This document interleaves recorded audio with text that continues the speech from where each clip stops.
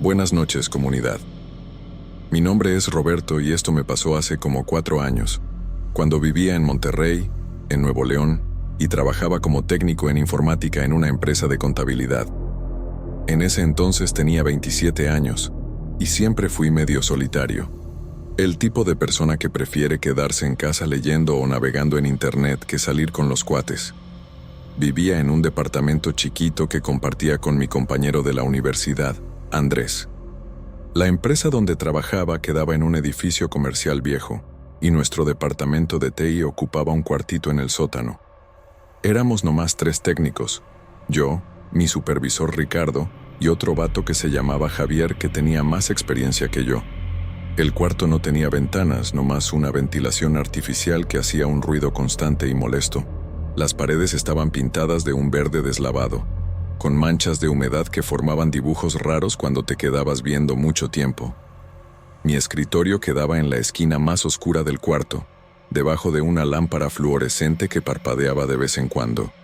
El trabajo era rutinario: mantenimiento de computadoras, instalación de programas, resolver problemas básicos de red. No era emocionante, pero pagaba las cuentas. Ricardo era un tipo tranquilo, que me dejaba trabajar en paz, y Javier era medio gruñón pero competente. El ambiente estaba silencioso la mayor parte del tiempo, cada quien concentrado en sus tareas. Fue durante una de esas tardes monótonas de septiembre que todo empezó. Yo estaba arreglando una computadora que había agarrado virus cuando encontré unos archivos raros en el disco duro. Eran documentos sobre rituales de prosperidad, magias para atraer dinero, técnicas antiguas para mejorar la situación financiera a través de prácticas esotéricas. Al principio pensé que era nomás basura del internet, el tipo de cosas que la gente baja por desesperación. Pero había algo en la forma como estaban escritos los textos, en la riqueza de detalles, en la aparente seriedad de las instrucciones, que despertó mi curiosidad. Empecé a leer algunos pedazos durante los descansos, no más para distraerme de lo monótono del trabajo. Los textos hablaban sobre cómo canalizar energías universales para atraer abundancia, cómo usar símbolos específicos para abrir caminos financieros, cómo hacer ofrendas para entidades que controlaban la prosperidad material. Era fascinante de una manera que no podía explicar, especialmente considerando mi situación financiera apretada. Esa noche, en la casa, no pude dejar de pensar en los textos que había leído. Empecé a buscar en internet sobre esos temas. Entre más leía, más interesado me ponía. Había todo un mundo de prácticas que prometían resolver exactamente el tipo de problema que yo enfrentaba: falta de dinero, oportunidades perdidas, estancamiento profesional. Los sitios que encontré estaban llenos de testimonios de gente que afirmaba haber cambiado completamente sus vidas financieras a través de esas prácticas. Todo eso parecía ofrecer una solución mágica para mis problemas económicos. Por primera vez en mucho tiempo, sentí una esperanza real de que podría mejorar mi situación. El sueldo que ganaba apenas cubría mis gastos básicos, y ya estaba harto de vivir siempre al límite, siempre preocupado por las cuentas y sin dinero para nada más que lo esencial. Empecé a pasar todas las noches investigando y leyendo sobre rituales. Bajé decenas de manuales digitales, me inscribí en foros especializados y hasta empecé a comprar algunos libros físicos que encontraba en librerías de segunda mano. Mi cuarto se transformó en una especie de biblioteca esotérica enfocada en magia financiera, con montones de libros sobre rituales de abundancia, símbolos de prosperidad y técnicas para atraer dinero. Andrés notó el cambio e hizo algunos comentarios sobre mi nuevo hobby, pero yo no le hacía mucho caso. Él no entendía que yo estaba tratando de encontrar una solución real para nuestros problemas financieros. Durante el trabajo, me quedaba ansioso por regresar a la casa y seguir estudiando. Los problemas de informática que resolvía durante el día parecían insignificantes comparados con la posibilidad de transformar mi vida a través de esas prácticas antiguas. Sentía como si finalmente hubiera encontrado una herramienta poderosa que podría sacarme de la mediocridad financiera. Después de algunas semanas de estudio intenso, empecé a experimentar los primeros rituales. Eran prácticas relativamente sencillas al principio. Prender velas verdes específicas, quemar inciensos de canela y clavo, hacer ofrendas de monedas y billetes para ciertas entidades, recitar invocaciones en horarios determinados por la luna y dar un poquito de sangre o pedazos de uñas. Armé un altarcito en mi cuarto. Durante esas prácticas, yo sentía una sensación rara, como si realmente estuviera conectando con fuerzas que podrían influir en mi situación financiera. Había momentos en que parecía que lograba sentir energía fluyendo a través de mí, como si el universo estuviera respondiendo a mis peticiones. Esas experiencias me dejaban eufórico y confiado de que finalmente había encontrado el camino hacia la prosperidad que siempre busqué. Los primeros resultados aparecieron de forma sorprendente y rápida. Como a las 2 semanas de empezar los rituales, recibí una propuesta inesperada para hacer algunos trabajos freelance de informática los fines de semana. Era exactamente el tipo de oportunidad que necesitaba para complementar mis ingresos. Luego después, me gané una cantidad chiquita en una rifa de la empresa, algo que nunca me había pasado antes. Después, un cliente viejo me buscó para hacerle mantenimiento a su sistema, pagándome más de lo que esperaba. Cada una de esas coincidencias me dejaba más convencido de que los rituales estaban funcionando. El dinero extra que empecé a ganar no era una fortuna, pero hacía una diferencia significativa en mi presupuesto mensual. Por primera vez en años, lograba pagar todas las cuentas sin preocuparme y todavía me sobraba un poquito para algunas cosas que quería comprar. La sensación de tener control sobre mi situación financiera era embriagante, pero junto con el dinero extra, cosas raras empezaron a pasar en mi vida. Al principio eran incidentes chiquitos que yo trataba de ignorar o racionalizar. Objetos que tenía la seguridad de haber dejado en ciertos lugares aparecían en otras partes del departamento. Me despertaba por la mañana bien asustado con varias pesadillas que involucraban criaturas extrañas y encontraba cajones abiertos que tenía la seguridad de haber cerrado la noche anterior. A veces oía ruidos raros durante la madrugada, como si alguien estuviera caminando por el departamento, pero cuando iba a checar, no encontraba nada. Algunas noches sentía que me estaban jalando fuera de la cama o que había alguien encima de mí. Andrés también empezó a quejarse de ruidos que oía viniendo de mi cuarto durante la noche, sonidos que él describía como rasguños o golpecitos suaves. Yo siempre decía que no sabía de qué hablaba, pero la verdad es que yo también estaba oyendo esos sonidos. Durante los rituales, especialmente, parecía que había presencias alrededor mío, como si algo estuviera observando o participando en las prácticas de alguna manera. La sensación de que algo pesado había entrado en mi vida se volvió cada vez más intensa. Era como si una presencia densa y opresiva se hubiera instalado en el departamento, especialmente en mi cuarto. El aire parecía más espeso, más difícil de respirar, y había una sensación constante de estar siendo observado. Hasta durante el día, cuando estaba en el trabajo, sentía como si algo me estuviera siguiendo, una sombra invisible que nunca me dejaba completamente en paz. Empecé a tener dificultades para dormir, no nomás por los ruidos extraños, sino porque sentía una presencia pesada en el cuarto, como si alguien estuviera parado al lado de mi cama viéndome. Cuando cerraba los ojos, a veces veía bultos oscuros moviéndose en la orilla de mi visión. Trataba de convencerme de que era nomás mi imaginación, efecto del cansancio o del estrés, pero la sensación era demasiado real para ignorarla. Conforme mis ingresos extra aumentaban, mi salud empezó a deteriorarse de forma alarmante. Al principio fueron nomás dolores de cabeza frecuentes y una fatiga constante que yo le achacaba al exceso de trabajo. Pero gradualmente los síntomas se intensificaron: pérdida de apetito, náuseas inexplicables, mareos que aparecían de la nada, y una debilidad general que me dejaba agotado hasta después de una noche entera de sueño. Mi piel se puso pálida y con una apariencia enfermiza, y empecé a bajar de peso rapidísimo. Andrés notó el cambio y sugirió que fuera con un doctor, pero yo siempre me las arreglaba para posponer. Tenía miedo de que un examen médico revelara algo serio. Y también estaba renuente a interrumpir los rituales que estaban trayendo resultados financieros tan positivos.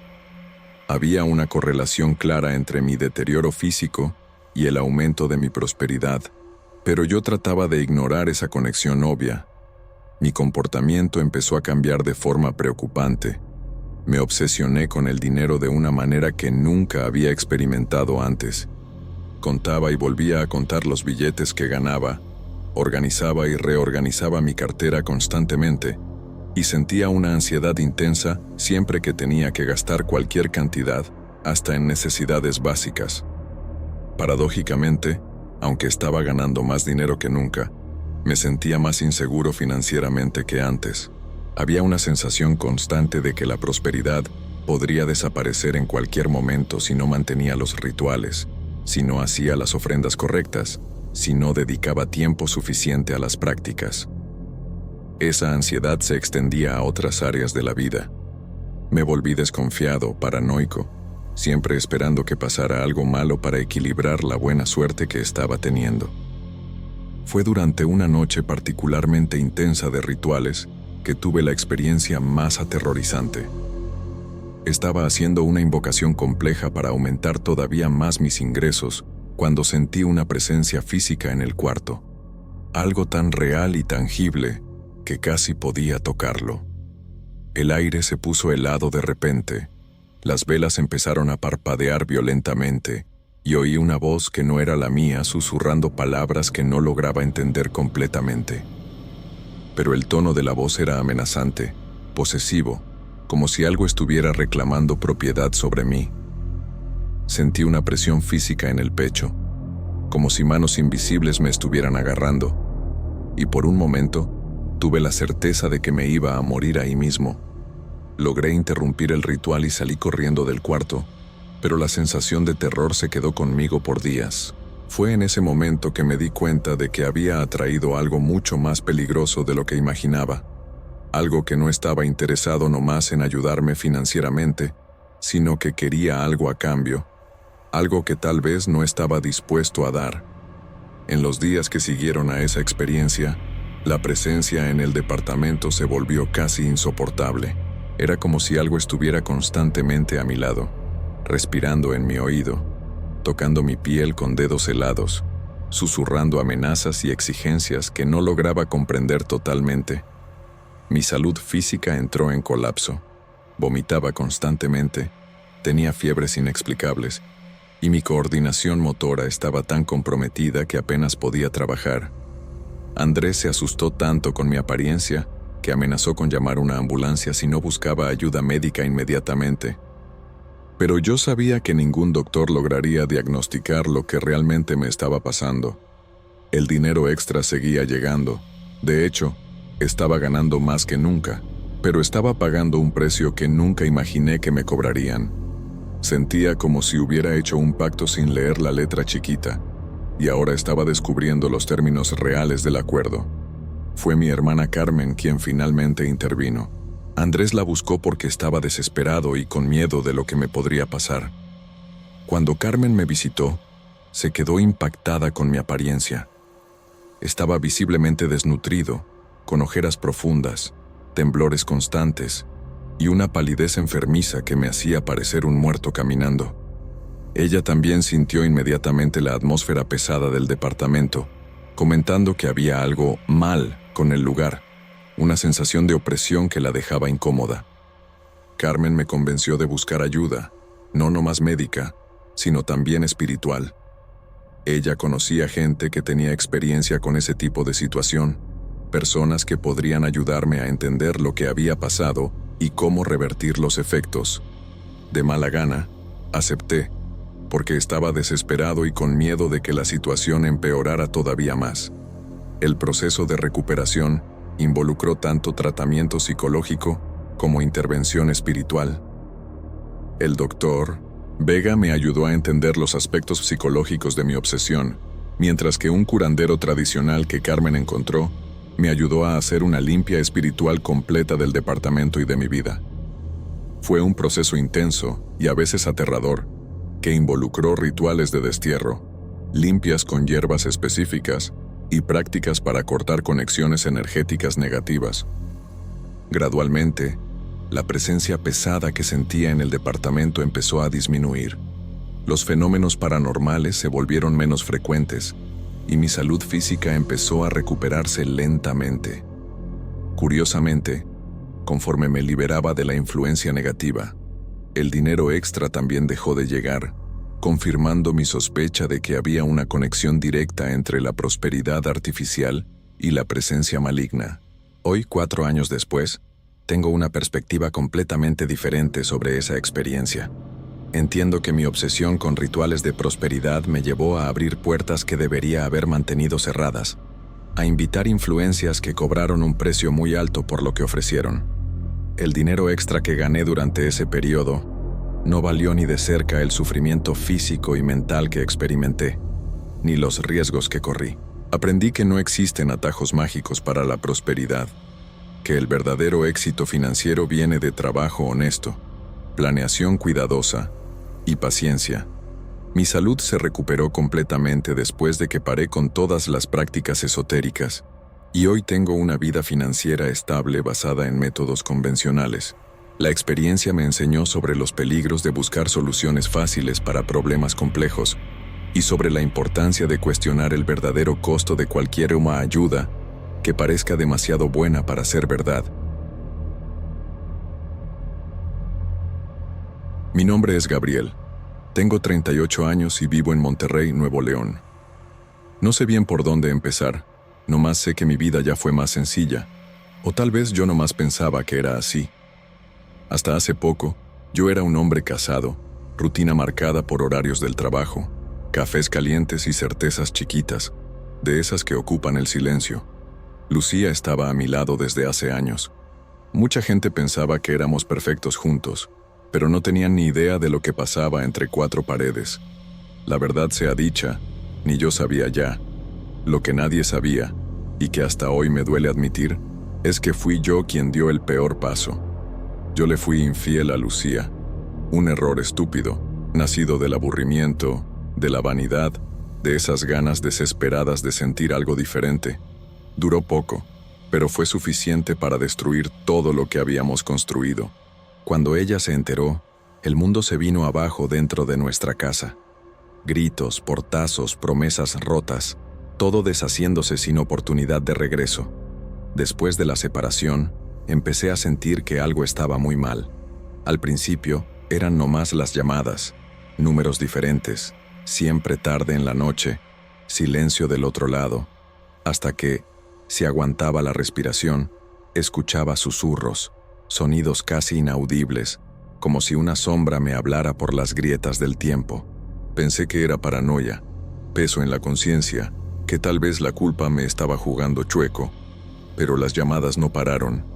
Cada una de ellas venía cargada de frases que nomás Lucía sabía, detalles de nuestro matrimonio, palabras que yo dije en voz baja, durante peleas o hasta en medio de noches en vela. Una vez, oí de fondo una risa ahogada, igualita a la de ella. Fue cuando entendí, eso no era casualidad. El terror no fue inmediato, pero fue constante. Traté de bloquear números, cambié de compañía, les pedí a cuates que contestaran por mí, todo inútil. Siempre regresaba el mismo frío en la espalda, la misma voz sugerida desde la estática, trayendo recuerdos de la traición, de los momentos secretos, eso que debía haber muerto conmigo. Entendí por fin que era ella, no literalmente del otro lado de la línea, tal vez, pero el espíritu de ella, el rencor, el dolor transformado en algo que quería que yo no olvidara. Llegué a sospechar que Lucía realmente estuviera moviendo los hilos, usando toda su inteligencia para espantarme a distancia. Con cada llamada, mi certeza crecía. Las palabras, los susurros, todo venía de alguien que sabía dónde apretar la herida. A veces, una frase susurrada era exactamente igual a otra que ella había gritado el día de la separación. Otras veces, oía sonidos de nuestro departamento de antes, pasos en el pasillo, agua corriendo, detalles del día a día que nomás nosotros conocíamos. No sé si era venganza o nomás su manera de asegurar que yo nunca tuviera paz. Lo que sé es que, hasta meses después, Lucía seguía presente, invadiendo mis días a través del teléfono, quitándome mi privacidad, recordándome todo lo que hice mal. No importaba a dónde fuera, la sensación de persecución me seguía. Era como una sombra pegada a la suela del zapato, imposible de despegar. No más entendí de a de veras que nunca más tendría tranquilidad en una madrugada en que contesté el teléfono temblando, después de tantas llamadas silenciosas, y oí de fondo, clarito, la misma frase que Lucía dijo cuando se fue por última vez: «Nunca me vas a olvidar», dicho en susurro, pero imposible de ignorar. Esa noche, tuve la certeza. Era ella. Siempre fue. Lo más raro fue que, poquito a poco, las llamadas fueron parando. De repente, el teléfono se quedó callado. Los días empezaron a pasar sin el sobresalto del timbre, y esa ansiedad constante también disminuyó, aunque la culpa siguiera ahí, como un ruido de fondo de la vida que continuó. Fue nomás meses después, en una noche de insomnio cualquiera, que entré por casualidad a las redes sociales y encontré el perfil de Lucía. Estaba diferente. El cabello más corto, la sonrisa regresando poquito a poco. En una de las fotos, aparece de la mano con otro vato. Se veían felices, de una manera que hacía tiempo no veía en su mirada. No sentí coraje ni tristeza. Tal vez nomás un cierto alivio, mezclado con remordimiento. Me di cuenta, de repente, que las cosas realmente habían cambiado y que aunque la culpa se quedara conmigo, Lucía había, por fin, seguido adelante. La vida siguió también para mí, de una manera más calmada, más silenciosa. Algunos fantasmas se quedan, pero otros, uno va aprendiendo a dejarlos ir.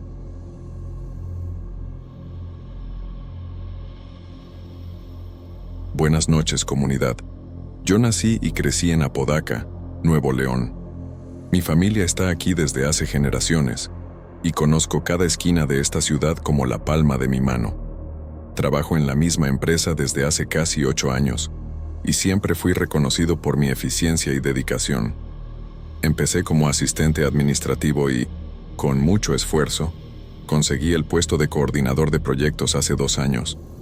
Mi vida profesional siempre siguió un camino ascendente, por lo menos hasta hace 6 meses, cuando todo empezó a desmoronarse sin explicación aparente. Fue sutil al principio, contratiempos chiquitos, retrasos inesperados, fallas técnicas que no tenían sentido. El primer proyecto que fracasó fue la implementación de un nuevo sistema de control de inventario. Había planeado todo meticulosamente, cada etapa estaba documentada, el equipo entrenado, los recursos asignados. En la semana de la implementación, 3 empleados clave se enfermaron al mismo tiempo. El servidor principal se quemó sin explicación, y descubrimos incompatibilidades en el software que no aparecieron en ninguna de las pruebas anteriores. El proyecto se atrasó 2 meses y costó 40% más del presupuesto previsto. Pensé que era nomás mala suerte, una de esas casualidades feas que pasan de vez en cuando. Redoblé mis esfuerzos en el siguiente proyecto, la reorganización del departamento de logística. Otra vez, todo estaba perfectamente planeado. Y otra vez, una serie de eventos inexplicables saboteó completamente el trabajo. Los camiones se descompusieron a media carretera, documentos importantes desaparecieron de mi escritorio, correos cruciales nunca llegaron a los destinatarios aunque con confirmación de envío. El proyecto fue un desastre tan grande que casi me corren. Mi jefe me llamó para una plática seria. ¿Qué está pasando? Siempre fuiste uno de nuestros mejores empleados, pero últimamente todo lo que tocas parece salir mal. Traté de explicar que eran circunstancias fuera de mi control, pero sonaba como excusa hasta para mí mismo. Empecé a dudar de mis capacidades, a cuestionar si realmente merecía la posición que ocupaba. Tal vez había llegado a mi nivel de incompetencia, como dice el principio de Peter. La situación empezó a afectar mi vida personal. Dormía mal, siempre andaba ansioso, irritado. Mi esposa notó el cambio. Ya no eres el mismo. Andas distante, preocupado. ¿Qué está pasando? No sabía cómo explicar, cómo decir que, de repente, perdí la capacidad de hacer mi trabajo correctamente, que todo lo que planeaba fracasaba sin explicación. Me sentía un fracasado, y eso estaba carcomiendo mi autoestima, mi matrimonio, mi vida. Fue la señora que limpia nuestra casa 2 veces por semana quien primero sugirió algo que no se me había ocurrido. Estaba sentado en la terraza un domingo, viendo la nada, cuando ella llegó a recoger unas ropas que había lavado para nosotros. Perdone que me meta, pero usted no se ve bien. ¿Hay algo que lo esté afligiendo? Normalmente, no discutiría problemas personales con ella, pero estaba tan desesperado que acabé contándole sobre mi inexplicable serie de fracasos en el trabajo. Me escuchó atentamente, sin interrumpir. Cuando terminé, se quedó en silencio por unos momentos, como si estuviera considerando si debía o no decir lo que pensaba. Finalmente, habló. ¿Ya consideró que alguien le puede estar haciendo un trabajo? La miré sin entender. ¿Un trabajo?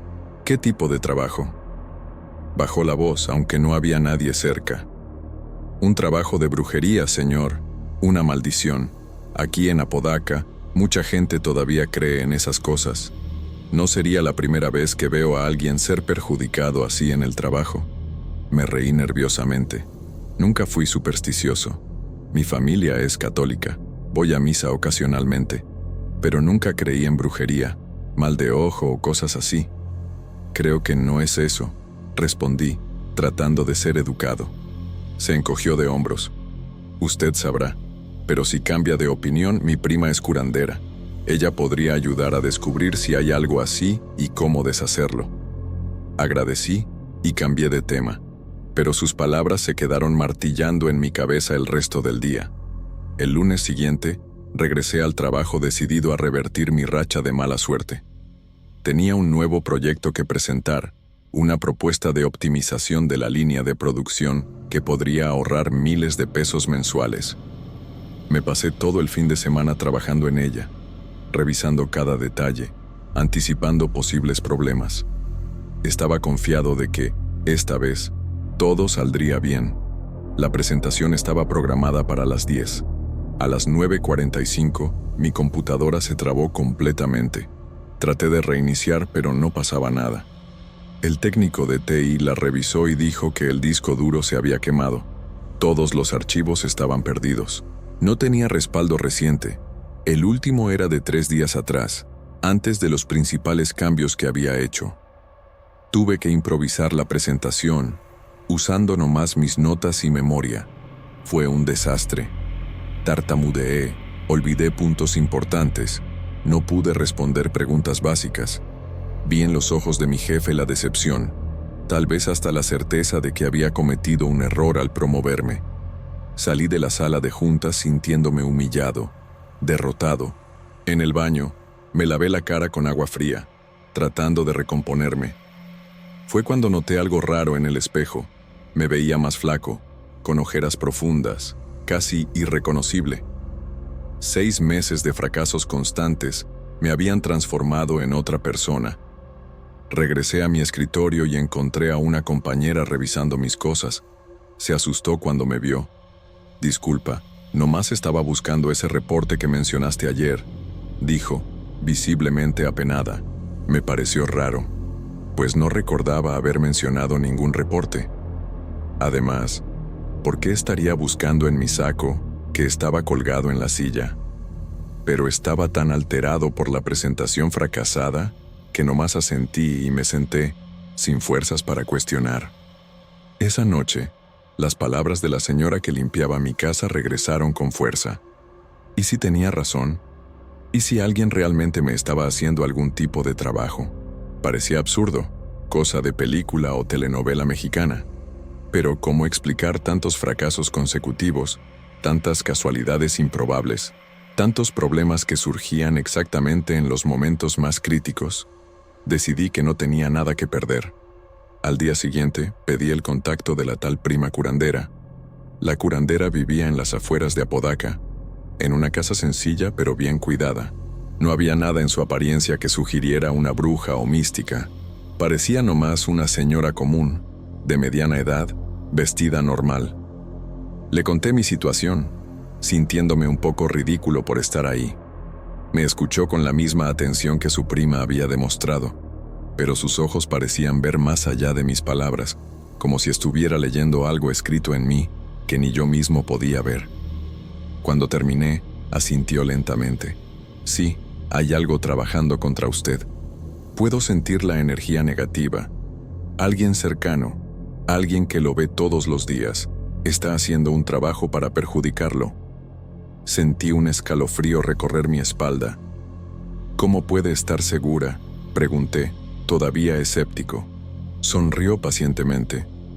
Tráigame algo suyo, algo personal que use frecuentemente. Una prenda de vestir, tal vez. Voy a confirmar y descubrir más detalles. Regresé al día siguiente con el saco que usaba casi diariamente en el trabajo, por el aire acondicionado siempre fuerte. La curandera lo examinó cuidadosamente, pasando las manos sobre la tela con los ojos cerrados, murmurando palabras que no logré entender. De repente, se detuvo y abrió los ojos, una expresión grave en el rostro. Lo encontré. Mire aquí. Volteó el saco y me mostró la parte interna del cuello. Había un cortecito casi imperceptible. Alguien cortó su saco para sacar hilos de la tela. O peor, cabellos suyos que se quedan atorados aquí. ¿Y qué significa eso?, pregunté, sintiendo un frío en el estómago. Significa que alguien le está haciendo trabajos. Probablemente enterrando sus cabellos en un panteón, o amarrándolos con listones negros y poniéndolos en agua corriente, o quemándolos con hierbas específicas. Son rituales para bloquear su progreso, para hacer que todo lo que planee salga mal. Hizo una pausa, mirándome a los ojos. Alguien en su trabajo tiene muchos celos o envidia de usted. Alguien que se sintió amenazado con su éxito, con su posición. Inmediatamente, recordé la escena del día anterior, mi compañera revisando mi saco, su pena cuando la caché. Ella había sido pasada por alto para la promoción que recibí hace 2 años. En ese momento, pareció aceptarlo bien, hasta me felicitó. Pero tal vez, por dentro, el resentimiento había crecido. Le conté esto a la curandera, que asintió. Probablemente es ella. La gente rara vez muestra sus verdaderos sentimientos. La sonrisa en la cara puede esconder un corazón lleno de envidia. La curandera me explicó que necesitaría hacer un ritual de limpia y protección. Trajo una palangana con agua, hierbas y otros elementos que no reconocí. Me pidió que metiera las manos en el agua mientras ella recitaba oraciones y conjuros. El proceso duró casi 1 hora. Al final, me dio un saquito de tela que contenía algo que olía a hierbas secas. Mantenga esto siempre con usted, especialmente en el trabajo, y tome este baño de hierbas por 7 días seguidos. Me entregó un paquete con hojas secas e instrucciones detalladas. Seguí sus indicaciones al pie de la letra, aunque todavía tenía dudas sobre todo eso. Tomé los baños de hierbas, cargué el saquito en la bolsa e hice las oraciones que recomendó. También empecé a poner más atención en mi compañera. Noté cómo siempre parecía estar cerca cuando algo salía mal, cómo sonreía discretamente en los momentos de mis fracasos, cómo se ofrecía a ayudar, justamente en los proyectos más importantes. 1 semana después del ritual con la curandera, tuve que presentar otro proyecto. Esta vez, hice respaldo de todo en 3 lugares diferentes y llevé mi laptop personal como garantía. Para mi sorpresa, todo salió perfectamente. La presentación fue un éxito, el jefe elogió mi trabajo y la implementación empezó sin ningún contratiempo. En los días siguientes, otros proyectos menores también fluyeron sin problemas. Era como si una barrera invisible hubiera sido removida. 2 semanas después, caché otra vez a mi compañera revisando mi saco cuando pensaba que había salido a almorzar. Esta vez, la confronté directamente. ¿Qué estás buscando en mi saco? Se puso pálida, balbuceó alguna excusa sobre haber visto un insecto. No insistí, nomás la miré fijamente a los ojos, dejando claro que sabía exactamente lo que estaba haciendo. Después de ese día, empezó a evitarme completamente. La curandera me había aconsejado cambiar de saco y nunca dejar objetos personales desprotegidos en el trabajo. Seguí su consejo. También esparcí discretamente sal de grano alrededor de mi escritorio cuando nadie estaba viendo. Otro truco que me enseñó para alejar energías negativas. Poquito a poco, mi suerte en el trabajo fue cambiando. Los proyectos volvieron a ser exitosos. Los problemas inexplicables cesaron y mi reputación empezó a recuperarse. Mi compañera pidió transferencia a otra sucursal 2 meses después. En su último día, nuestras miradas se cruzaron en el pasillo y tuve la certeza absoluta de que ella sabía que yo había descubierto. No intercambiamos palabras, no era necesario. Esa mirada dijo todo lo que necesitábamos saber uno del otro. Hoy, 1 año después de esos eventos, mi carrera volvió a los rieles.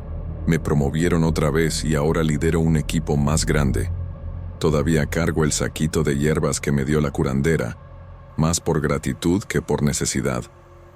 Nunca conté esta historia a nadie más que a mi esposa, que inicialmente se rió, pero después empezó a respetar mi nueva superstición. Lo que sé con certeza es que nunca más dejo mi saco colgado en la silla cuando salgo de mi escritorio.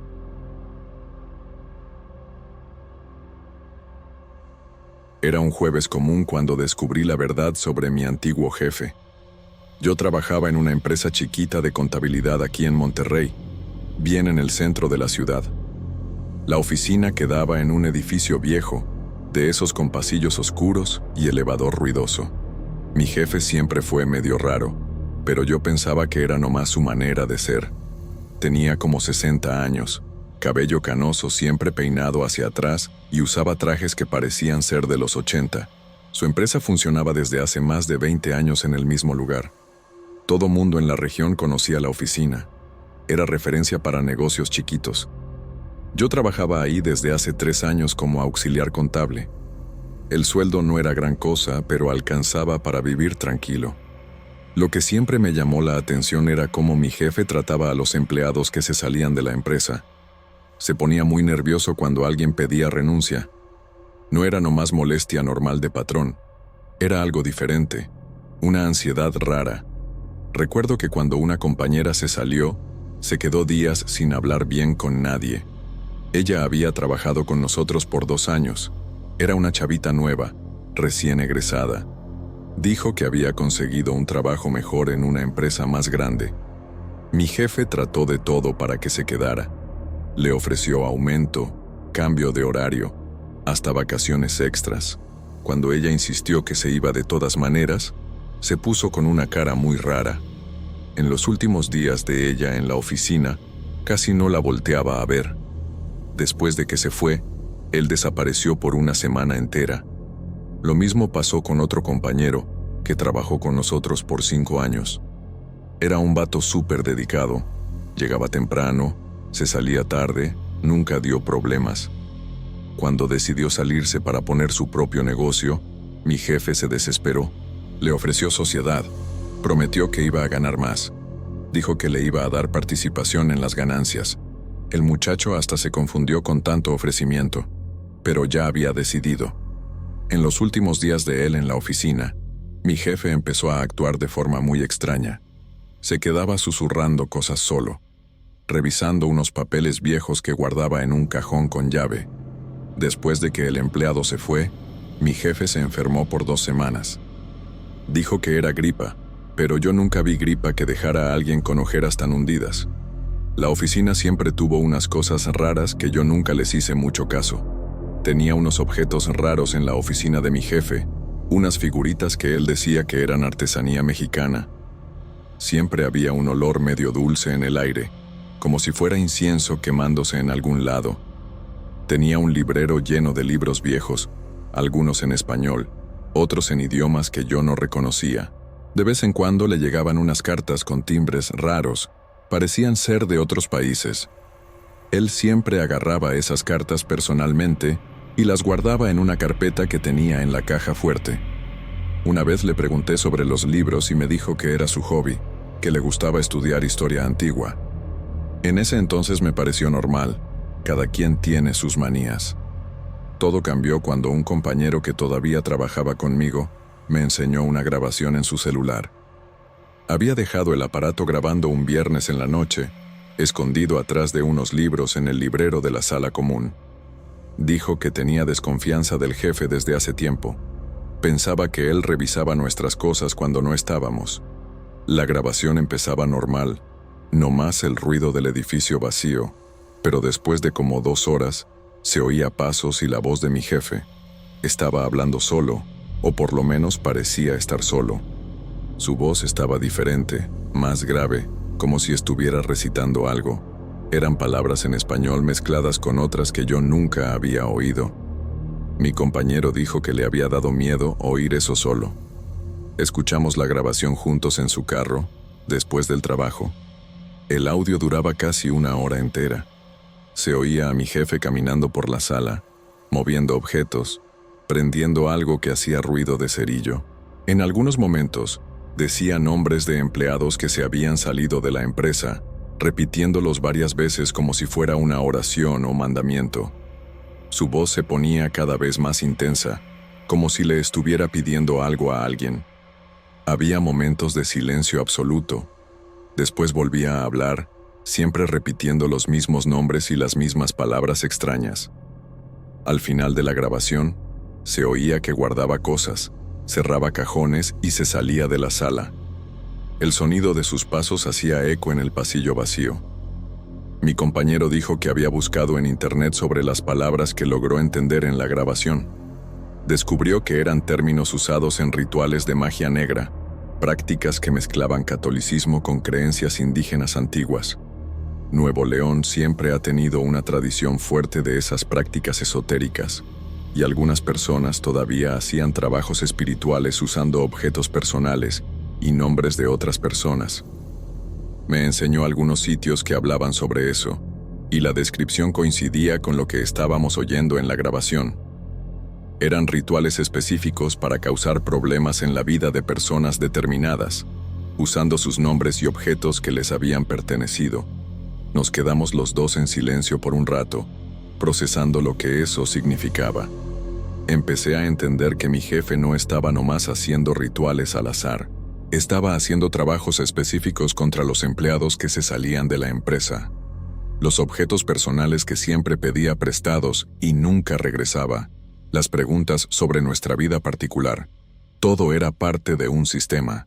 Él usaba esa información y objetos para hacer que las personas tuvieran problemas después de que se salían del trabajo. Por eso se desesperaba tanto cuando alguien se quería salir. No era nomás cuestión de perder empleado. Era porque iba a tener que hacer esos rituales, y probablemente eso le costaba caro o le daba trabajo. También entendí por qué la empresa siempre tuvo empleados fieles, aunque pagara poco. Quien trataba de salirse acababa saliéndole mal, entonces la gente se quedaba con miedo de arriesgarse. Mi compañero dijo que ya estaba buscando otro trabajo desde hace semanas, desde que oyó la primera grabación. Había hecho otras grabaciones en noches diferentes, y siempre pasaba lo mismo. Mi jefe se quedaba en la oficina hasta tarde, haciendo esos rituales raros y diciendo los nombres de los ex empleados. A veces decía nombres que nosotros ni conocíamos, probablemente de personas que habían trabajado ahí hace años. Decidimos que los dos nos íbamos a salir de la empresa, pero con mucho cuidado. Si él realmente hacía esos trabajos, no podíamos darle motivo para que nos hiciera lo mismo. Acordamos buscar trabajo sin contarle a nadie de la oficina y no dejar más ningún objeto personal por ahí. Durante las semanas siguientes, empecé a observar a mi jefe de forma diferente. Cada vez que hablaba conmigo, me acordaba de la grabación, de su voz repitiendo esos nombres y palabras extrañas. Me fijé en cosas que nunca había notado antes. Él siempre preguntaba sobre la vida personal de los empleados. Quería saber dónde vivíamos, con quién salíamos, qué problemas teníamos en casa. Siempre ofrecía ayuda. Decía que la empresa era como una familia. Ahora entendía que no estaba siendo amable, estaba recolectando información para usar en sus rituales. También me fijé que tenía un cajón que siempre estaba con llave, y a veces lo veía revisando ahí adentro cuando pensaba que nadie estaba viendo. Después de 3 semanas buscando, conseguí otro trabajo en una empresa más grande, con mejor sueldo. Era la oportunidad perfecta para salirme sin levantar sospechas. Cuando le conté a mi jefe, reaccionó exactamente como esperaba. Se puso nervioso, empezó a hacer ofertas para que me quedara, prometió aumento, mejores condiciones. Le dije que ya había firmado el contrato y no podía echarme para atrás. Su cara cambió en el momento. Se puso con esa expresión rara que ya había visto cuando otros empleados se salían. En los días siguientes, casi no me hablaba, nomás lo esencial del trabajo. Yo sabía que ya estaba planeando hacerme algún ritual a mí también. En mi última semana en la oficina, mi jefe empezó a actuar de forma todavía más extraña. Se quedaba viéndome de una manera muy intensa, como si estuviera estudiando algo. Una vez lo caché revisando mi escritorio cuando había salido a almorzar. Dijo que estaba buscando unos documentos, pero yo sabía que andaba tras algo mío para usar en el ritual. Empecé a llevarme todos mis objetos personales a la casa. Ya no dejaba nada en la oficina. También dejé de usar el baño de ahí, con miedo de que agarrara algo mío. Puede sonar como paranoia, pero después de lo que había oído en la grabación, no quería facilitarle las cosas. En mi último día, mi jefe me llamó a su oficina para una plática. Dijo que era una lástima que me fuera, que yo era un empleado ejemplar y que siempre tendría las puertas abiertas ahí. Dijo todo eso con una sonrisa forzada, pero sus ojos estaban fríos. Durante la plática, me fijé que estaba jugando con una pluma que yo había perdido semanas atrás. Estaba ahí en su escritorio, bien enfrente de mí. Entendí que ya había agarrado algo mío para usar en el ritual. Salí de la oficina con un frío en el estómago, sabiendo que pronto iba a estar solo en la oficina, haciendo esas cosas raras y diciendo mi nombre como había oído en la grabación. Agarré mis cosas y me salí de la oficina sin voltear atrás. En las primeras semanas en el trabajo nuevo, me quedé muy ansioso esperando que me pasara algo malo. Cada problema chiquito que aparecía, yo pensaba que era por los rituales de mi antiguo jefe. Pero los días fueron pasando y no pasó nada grave. Empecé a trabajar normal. Me adapté bien a la nueva empresa. Los compañeros estaban chidos. Después de 2 meses, empecé a relajarme un poquito. Tal vez sus rituales no funcionaban siempre, o tal vez tuve suerte. Mi compañero que había hecho las grabaciones también logró salirse de la empresa y consiguió un trabajo mejor. Hasta ahora, ninguno de los dos ha tenido problemas serios, pero todavía me quedo pensando en los otros empleados que se salieron antes de que descubriéramos la verdad. Hoy, casi un año después, todavía paso lejos de esa región de la ciudad. Cuando necesito ir al centro, me aseguro de no pasar ni cerca del edificio donde quedaba la oficina. Una vez me encontré a la antigua compañera en la calle, por casualidad. Estaba trabajando como vendedora en una tienda, ganando mucho menos de lo que ganaba en la oficina. Le pregunté cómo estaba y me dijo que después de que se salió de la empresa de mi antiguo jefe, todo empezó a salirle mal en la vida. No lograba mantenerse en ningún trabajo. Siempre aparecía algún problema. Me dieron ganas de contarle sobre las grabaciones, pero no me atreví. ¿Quién iba a creer una historia así? Iba a pensar que estaba loco. A veces me pregunto si debería haber denunciado a mi antiguo jefe con alguien, pero ¿con quién? ¿Y denunciar qué exactamente? ¿Que hacía rituales raros en la oficina? ¿Que usaba objetos de los empleados para hacer trabajos espirituales? Hasta con las grabaciones, no había manera de probar que eso realmente causaba los problemas en las personas. Podía ser nomás casualidad, aunque yo tengo la certeza de que no era. Lo que más me molesta es saber que él probablemente sigue haciendo lo mismo con otros empleados.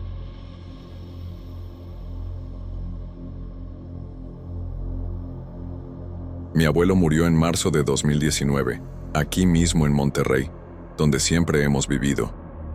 Paro cardiorrespiratorio, a los 78 años. Yo tenía 26 en ese entonces y trabajaba en un taller mecánico. Recuerdo que la noticia llegó un sábado por la mañana, mi mamá gritando desde la cocina, diciendo que el viejito se había puesto mal en la madrugada y no resistió.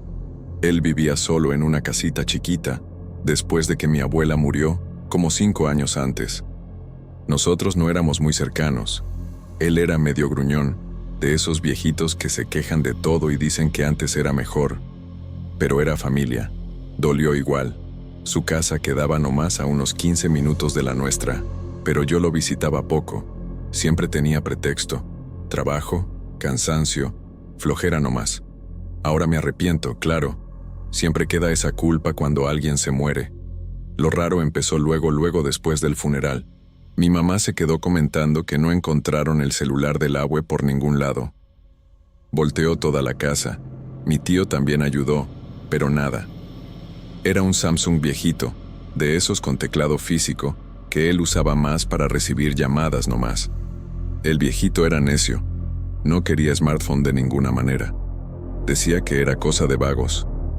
Nosotros pensamos que a lo mejor se había caído en algún lugar, o que alguien se lo había llevado en el hospital.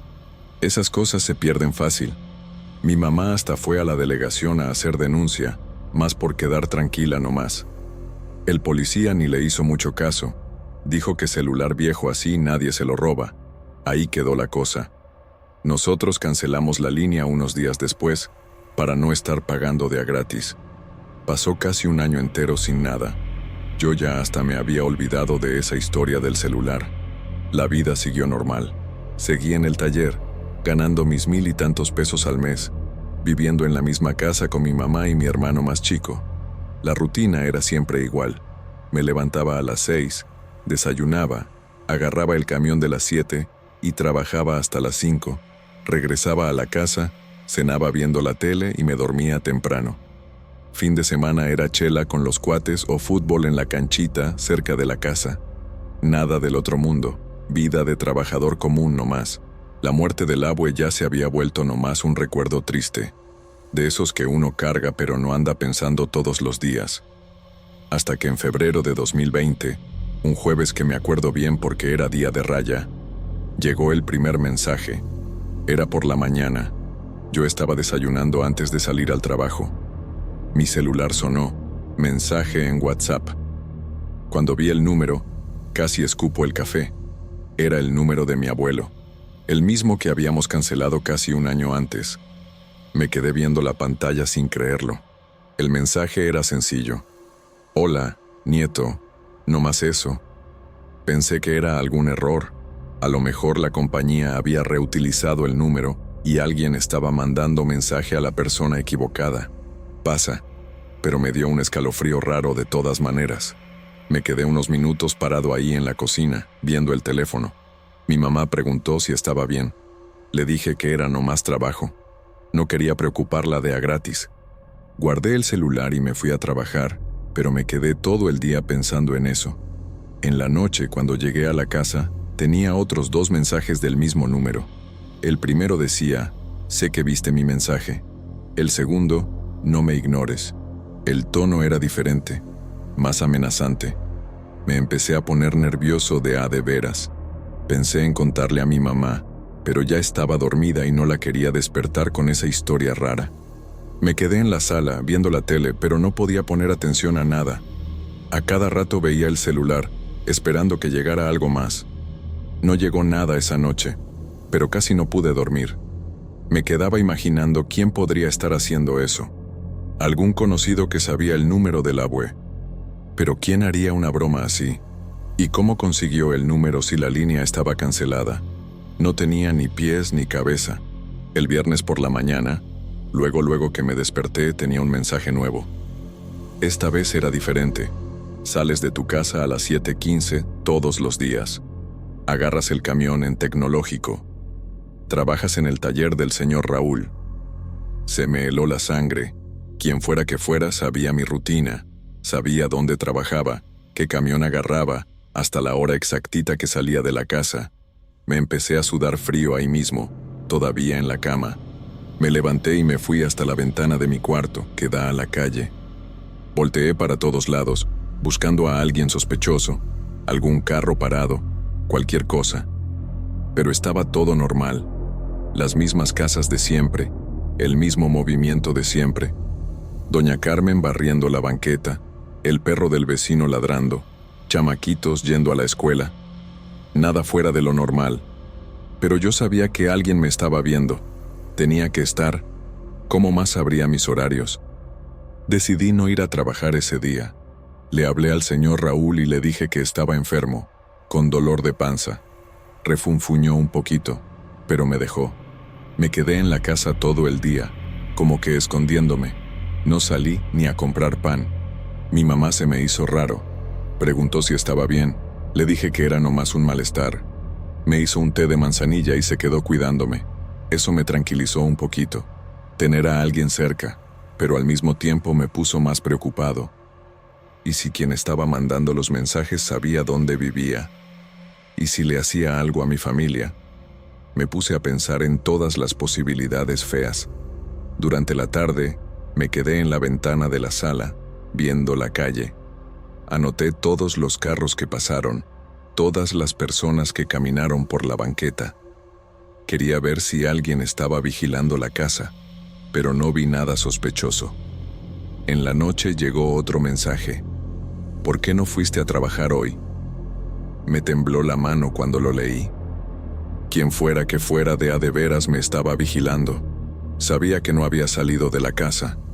En ese momento, decidí contarle todo a mi mamá. Le enseñé los mensajes. Le expliqué sobre el número del abue. Se puso blanca. Se sentó en la silla de la cocina y se quedó unos minutos sin decir nada. Después se puso a llorar. Dijo que a lo mejor era alguna señal, que el abue estaba tratando de comunicarse. Yo traté de explicarle que no podía hacer eso, que alguien estaba usando su número para asustarme, pero estaba muy alterada. Le habló a mi tío, le contó todo. Él se vino a la casa en la misma hora. Cuando le enseñé los mensajes, se puso serio. Dijo que teníamos que ir a la policía, pero yo tenía miedo. Y si quien estaba haciendo eso se daba cuenta de que habíamos denunciado. El sábado por la mañana, me desperté con el celular sonando. No era mensaje, era llamada. Del número del abue. Contesté sin pensar, con el corazón disparado. Del otro lado de la línea, puro silencio. Un silencio pesado que parecía durar una eternidad. Yo decía, bueno, pero nadie contestaba. Podía oír una respiración bajita, casi un susurro. Después de como 2 minutos, colgaron. Me quedé parado ahí en la cama, sudando, con el teléfono en la mano. Mi mamá tocó la puerta, preguntando si estaba todo bien. Le dije que sí, pero no estaba nada bien. Esa llamada me dejó más asustado que los mensajes. Era como si alguien estuviera ahí, del otro lado, viéndome, oyéndome, pero sin decir nada. Una sensación horrible de estar siendo vigilado por alguien invisible. Me levanté y me fui a bañar, tratando de tranquilizarme. Pero debajo de la regadera, con los ojos cerrados, nomás podía pensar en esa respiración. Durante el fin de semana, no llegó nada más, ni mensaje, ni llamada. Me empecé a hacer la idea de que a lo mejor ya había acabado, que quien estaba haciendo eso se había cansado de la broma. El lunes, regresé al trabajo normal. El señor Raúl preguntó si ya estaba mejor. Le dije que sí. Traté de mantener la rutina normal, pero siempre andaba volteando para atrás, siempre atento a cualquier movimiento raro. En el taller, cada vez que alguien pasaba por la calle, yo volteaba. Cada vez que un carro se paraba enfrente, se me aceleraba el corazón. Los otros mecánicos empezaron a darse cuenta de que andaba diferente. El checo, que trabaja conmigo desde hace años, preguntó si tenía algún problema. Le dije que no, pero no me creyó. Nos conoce desde hace mucho tiempo para no darse cuenta cuando algo anda mal. Pero ¿cómo explicar una cosa así? Que alguien me estaba mandando mensajes del celular de mi abuelo muerto. El martes en la noche, llegó el mensaje que cambió todo. Era una foto mía, parado enfrente del portón de mi casa, pero no era una foto reciente, era de años atrás. Yo debía tener como 20, 21 años. Andaba con una playera que ya ni me acuerdo de haber tenido, un corte de pelo diferente. La foto había sido tomada de lejos, medio borrosa, como si alguien hubiera fotografiado a escondidas. Junto con la foto, un mensaje: te recuerdo así. Siempre supe dónde vivías. Se me empezó a revolver la cabeza. ¿Quién tenía esa foto? ¿Quién me conocía desde hace tanto tiempo y sabía dónde vivía? Me puse a pensar en todos los conocidos viejos, vecinos, compañeros de la escuela. Pero no me podía imaginar quién haría una cosa así. ¿Y por qué usar el número de mi abuelo? ¿Qué tipo de persona enferma haría eso con una familia que estaba de luto? Le enseñé la foto a mi mamá y a mi tío. Se asustaron todavía más que yo. Mi tío dijo que ahora ya no había duda, teníamos que ir a la policía. Fuimos a la delegación el miércoles por la mañana. El delegado oyó nuestra historia, vio los mensajes, la foto. Dijo que iba a abrir una investigación, pero que esas cosas de internet eran complicadas de investigar. Nos dijo que tuviéramos cuidado, que no anduviéramos solos, esas cosas. Pero yo veía en sus ojos que no lo tomaba muy en serio. Ha de haber pensado que era alguna broma de mal gusto, o que nosotros estábamos inventando la historia. Salimos de ahí sin mucha esperanza. Mi tío dijo que podíamos contratar un detective privado, pero ¿con qué dinero? Yo ganaba poco, él también. Mi mamá nomás recibía una pensión chiquita. No había de dónde sacar para investigación privada. Los mensajes siguieron llegando durante la semana, siempre en la noche, siempre con información sobre mi rutina. Hoy comiste tacos en la esquina. Platicaste con el checo sobre fútbol. Tu mamá fue al súper a las 3 de la tarde. Detalles que nomás alguien que me estuviera siguiendo podría saber. Me empecé a poner paranoico. Veía a todas las personas en la calle como si fueran sospechosas. El señor que vendía periódico en la esquina, la señora que siempre estaba en la parada del camión, el chamaco que repartía gas. Cualquiera podría ser quien me estaba vigilando. Dejé de salir de la casa los fines de semana. Cuando necesitaba ir al súper o a la farmacia, le pedía a mi mamá que fuera conmigo. Ella estaba preocupada. Veía que me estaba poniendo cada vez más nervioso, más asustado. Trataba de tranquilizarme. Decía que iba a pasar, que la policía iba a descubrir quién era. Pero yo sabía que no iba a ser tan fácil. El viernes llegó el mensaje que más temía. Te has de estar preguntando qué quiero. Después de unos minutos, es sencillo. Dinero. Se me disparó el corazón. Era eso entonces. Alguien me estaba aterrorizando para extorsionarme. ¿Pero por qué yo? Yo no tenía nada de dinero. Trabajaba en un taller, ganaba salario mínimo, vivía con mi mamá. El siguiente mensaje aclaró: sé que tu abuelo dejó dinero guardado. Ustedes lo encontraron. Eso me confundió todavía más. Mi abuelo no tenía dinero guardado. Cuando se murió, nomás encontramos unas monedas en un cajón y unos pesos en la bolsa del pantalón. Nada más. Él vivía de una jubilación chiquita, igual que todo mundo aquí.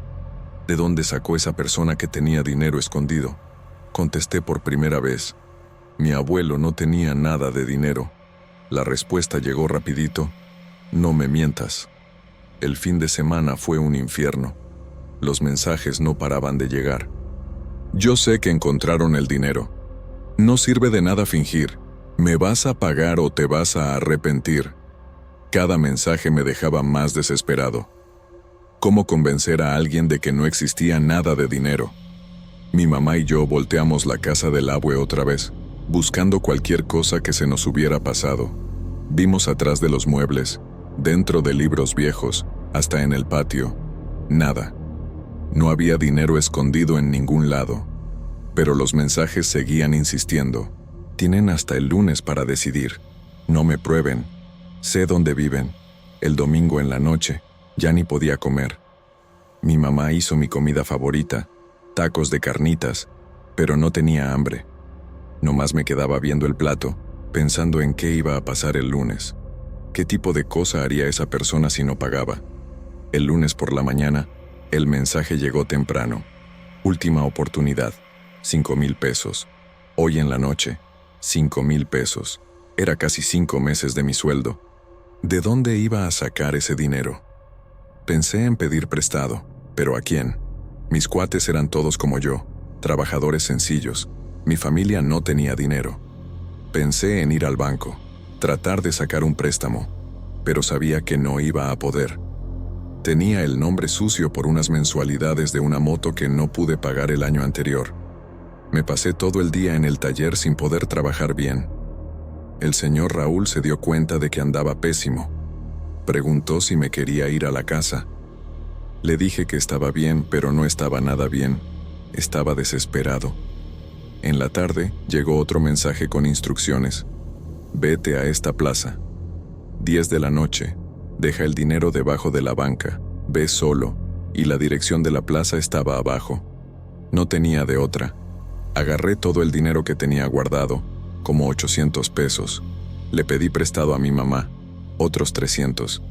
Me fui a la casa de mi tío. Le expliqué la situación. Se enojó. Dijo que no podía ceder al chantaje, que eso nomás iba a empeorar las cosas. Pero cuando vio mi desesperación, me prestó otros 1,500 pesos. Todavía faltaba mucho para los 5,000, pero era todo lo que podía juntar. Pensé en no ir, en ignorar los mensajes. Pero ¿y si la persona le hacía algo a mi familia? ¿Y si de a de veras sabía dónde vivíamos? No podía arriesgarme. En la noche, agarré los 2,600 pesos que había logrado juntar, los puse en un sobre y me fui al parque. Mi mamá preguntó a dónde iba. Le dije que nomás a dar una vuelta. Se preocupó, me dijo que no me tardara. Le prometí que regresaba luego, pero no sabía si iba a poder cumplir esa promesa. La plaza que me pidió que fuera en la noche es un lugar medio tenebroso. Tiene poca luz, muchos árboles, bancas regadas por todos lados. Llegué ahí a las 9:45, 15 minutos antes de la hora. Me quedé unos minutos parado ahí viendo alrededor, tratando de ver si había alguien viéndome. Pero estaba muy oscuro, no podía ver bien. A las 10 en punto, puse el sobre debajo de la banca, como me habían dicho. Me temblaba tanto la mano que casi se me cae el dinero. Después me alejé unos metros y me quedé esperando, escondido atrás de un árbol. Quería ver quién iba a agarrar el sobre. A lo mejor lograba identificar a la persona que me había estado aterrorizando por semanas. Me quedé ahí como 20 minutos, pero nadie apareció. Me empecé a hacer la idea de que me habían engañado, que nadie iba a venir por el dinero. Pensé en regresar y agarrar el sobre otra vez. Pero cuando me acerqué a la banca, el sobre ya no estaba. Había desaparecido. Alguien se lo había llevado sin que yo viera. Me quedé viendo alrededor, desesperado, tratando de encontrar algún rastro de quién había sido. Pero el parque estaba vacío, silencioso. Regresé a la casa con el corazón apretado. No nomás había perdido todo el dinero que logré juntar, sino que todavía no sabía quién estaba atrás de todo eso. Mi mamá me estaba esperando en la sala, viendo la tele. Preguntó si estaba todo bien. Le dije que sí. No le quería contar que había pagado la extorsión. Se iba a preocupar todavía más. Me fui al cuarto y me quedé esperando. Si el dinero no era suficiente, seguramente iba a llegar otro mensaje pidiendo más. Me pasé toda la noche despierto, viendo el celular, esperando lo peor. Pero no llegó nada. El martes, nada. Miércoles, nada. Jueves, nada.